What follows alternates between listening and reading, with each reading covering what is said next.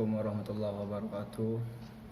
Bapak Ibu penguji, pada hari ini saya Muhammad Irsad Suwardi akan mempresentasikan hasil skripsi yang telah saya mulai semenjak bulan Oktober 2019 hingga April 2019 ini. Dan nanti harapannya semoga Bapak Ibu memberikan masukan-masukan yang membangun, dan diharapkan skripsi ini nantinya berguna bagi akademisi dan pemerintahan. Yang pertama, yang saya hormati Ketua Penguji Bapak Dr. Bob Alfiandi beserta anggota penguji Bapak Dr. Elfitra, Bapak Dr. Azwar, Ibu Zulhesni, dan terkhusus pembimbing yang telah membimbing saya dari awal pengerjaan skripsi hingga bulan April ini. Kepada pembimbing 1 Prof. Damsar dan pembimbing 2 Prof. Bapak Dr. Alfoniko. Semoga menjadi profesor semua Bapak Ibu sekalian. Amin.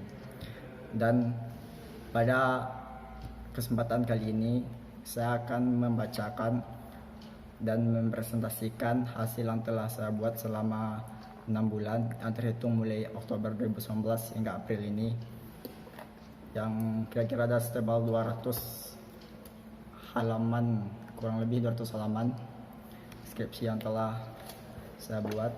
Dan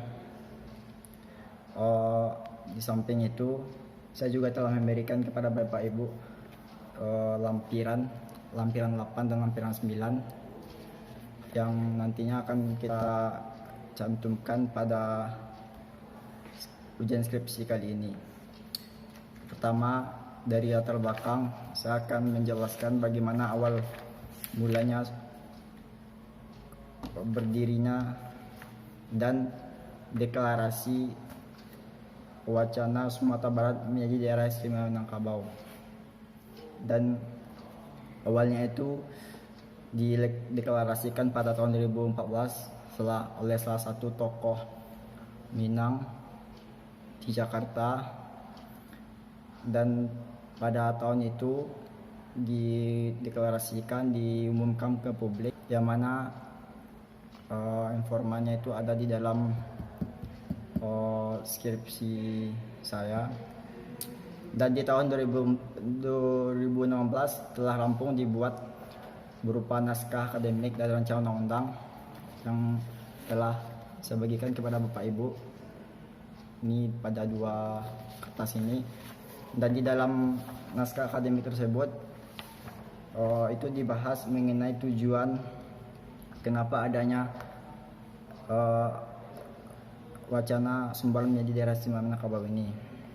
Yaitunya pada bagian kata pengantar halaman keempat, yang mana tujuannya itu untuk mengembalikan kejayaan masyarakat Minangkabau menjadi makmur dan sentosa sebagaimana yang tertuang dalam naskah RUU ini. Dan di tahun 2015 itu ada beberapa tim dari tokoh-tokoh Minang yang mencetuskan,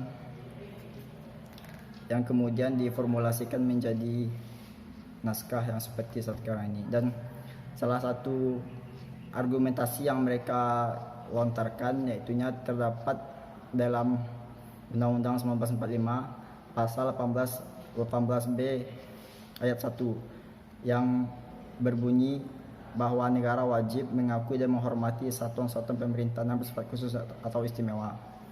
Kemudian sebagaimana yang dalam skripsi Bapak Ibu lihat, juga dijelaskan kenapa perlunya wacana Sumatera Barat menjadi daerah istimewa Minangkabau ini. Ada ABSSBK dan beberapa poin-poin lainnya, dan itu bisa Bapak Ibu lihat pada naskah, pada kertas. Kemudian Dari situ muncullah sebuah perdebatan antara berbagai pihak, baik yang mendukung atau menolak.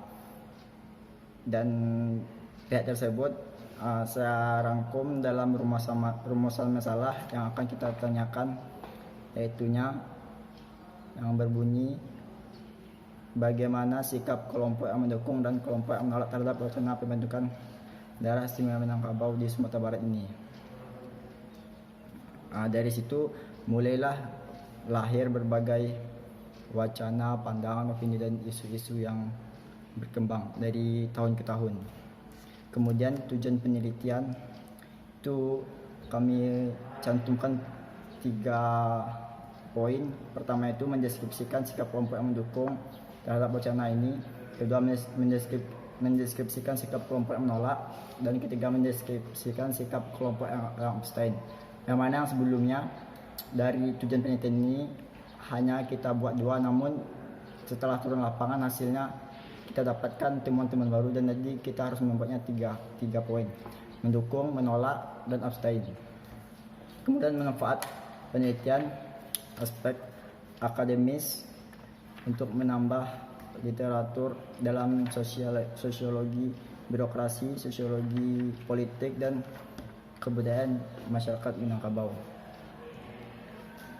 Aspek praktis, semoga memberikan informasi kepada pemerintah Provinsi Sumatera Barat untuk mengkaji kembali bagaimana DIM ini sebenarnya dan temuan-temuan lainnya.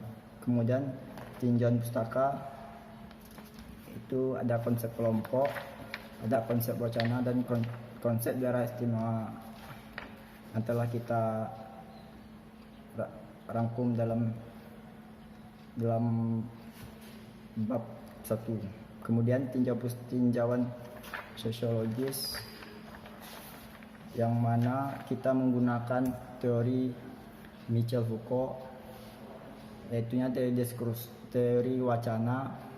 Bagaimana Foucault memfokuskan perhatiannya pada produksi wacana, bagaimana seseorang atau sekelompok orang memproduksi wacana yang kemudian dilemparkan ke publik, dan bagaimana tanggapan dari publik itu sendiri. Dan ini berkaitan erat dengan bagaimana dinamika politik di suatu daerah tersebut. Kemudian kita juga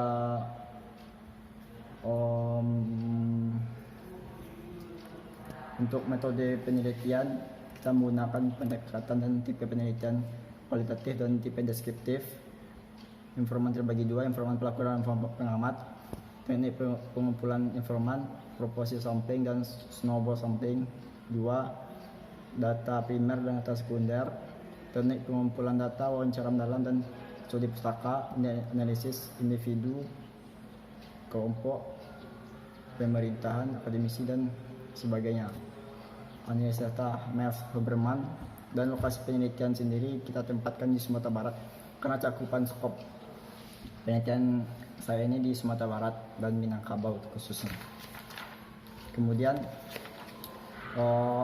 informan yang telah saya kumpulkan alhamdulillah berjumlah 25 informan yang terdiri dari 16 informan pelaku dan 19 informan pengamat. Dan dari 25 informan tersebut telah kita rangkum dari berbagai latar belakang pendidikan. Ada dari tokoh adat, sejarawan, tokoh agama, tokoh budaya, politisi, pejabat pemerintah kabupaten kota, baik dan pemerintah kabupaten dan pemerintah kota, dan juga akademisi, tokoh perempuan atau Bunda Kanjuang, wartawan senior, pejabat pemerintah provinsi. Dan itu semua telah kita wawancarai, telah kita turun di lapangan, dan kita dapatkan hasilnya pada 3 hal tersebut: mendukung, menolak, dan abstain. Dan nanti akan kita jelaskan pada bab ke-3. Kemudian selanjutnya temuan di lapangan. Yang pertama itu dari kelompok yang mendukung ada 6 temuan yang telah kita kategorisasikan ke dalam poin-poin secara umum.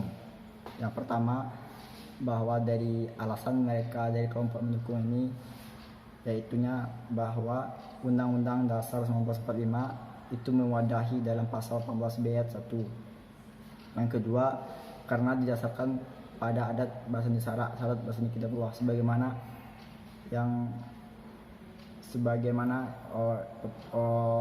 sebagaimana itu sebagai pedoman hidup orang Minangkabau. Yang ketiga, alasan tersebut Sumatera Barat pernah menjadi ibu kota PDRI. Yang keempat, keistimewaan yang ada di nagari-nagari.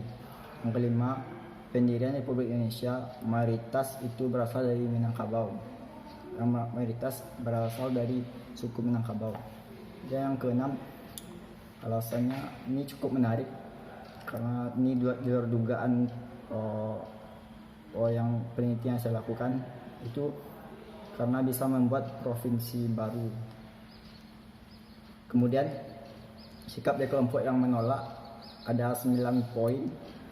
Yang pertama, kenapa mereka menolak? Karena hanya keinginan kelompok elit, bukan keinginan dari masyarakat Sumatera Barat. Jadi itu hanya keinginan dari orang-orang tertentu, golongan tertentu, kepentingan kelompok tertentu. Dan kedua, tanpa daerah istimewa Minangkabau pun ABSDK bisa diwujudkan.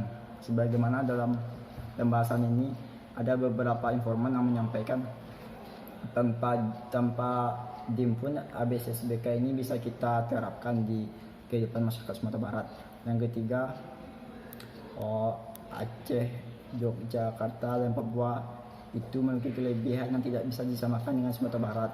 Keempat, Sumatera Barat dapat dibangun melalui Undang-Undang Dasar dan nagari. Yang kelima, mereka hanya berpikir struktural dan hanya mau merubah dari atas. Keenam, konsep negara federal dan yang bertentangan dengan konstitusi. 7, karena bukan prioritas Sumatera Barat saat ini. Yang seharusnya bagaimana orang-orang Sumatera Barat meningkatkan kualitas sumber daya manusianya. Yang kedelapan, karena mengkerdilkan peran mentawai. Yang kesembilan, Minangkabau itu bersifat universal dan hanya mempersempit posisi Minangkabau jika DIM ini diterapkan. Itu 9 poin yang dijelaskan oleh kelompok yang menolak kenapa yang tidak mendukung kenapa DIM ini harus didirikan. Kemudian terakhir, dari sikap kelompok yang abstain atau tidak mau berkomentar yang telah saya rangkum dalam beberapa poin. Itu ada dua poin. Pertama, karena belum pernah dibahas di jajaran pemerintahan provinsi maupun DPRD provinsi dan pemerintah kabupaten maupun pemerintah kota. Dan yang kedua, alasan kenapa informan ini abstain karena wacana tersebut masih banyak keterbatasan yang harus dijelaskan secara mendetail. Dan terakhir, kesimpulan yang perlu kita beri sebagai masukan dari hasil temuan di lapangan bahwa masing-masing individu informan itu memiliki nilai subjektif yang didominasi oleh opini yang ditangkap dan berkembang terhadap alasan sebenarnya kenapa DIM ini berdiri. Kemudian dari pandangan tersebut dimaknai berupa pengetahuan, opini yang diolah dan wacana dan pandangan. Kemudian dari ketiga tersebut dijelaskan kesimpulannya harus lebih diketahui lagi bagaimana efek samping nantinya. Kemudian saran pada halaman 93, pemerintah dan tokoh terkait mesti membentuk suatu badan yang menjelaskan kepada masyarakat bagaimana gambaran nilai wacana pembentukan DIM ini, dan agar tokoh dan masyarakat menilai secara objektif dalam melihat dampak positif dan dampak negatif dari timbulnya wacana DIM ini. Mungkin itu dari saya yang saya sampaikan. Mohon maaf banyak kesalahan, banyak kekurangan. Saya mohon sekali jika ini banyak kekurangan dan ditambal oleh Bapak Ibu demi kesempurnaan skripsi ini. Sekian, terima kasih. Assalamualaikum warahmatullahi wabarakatuh.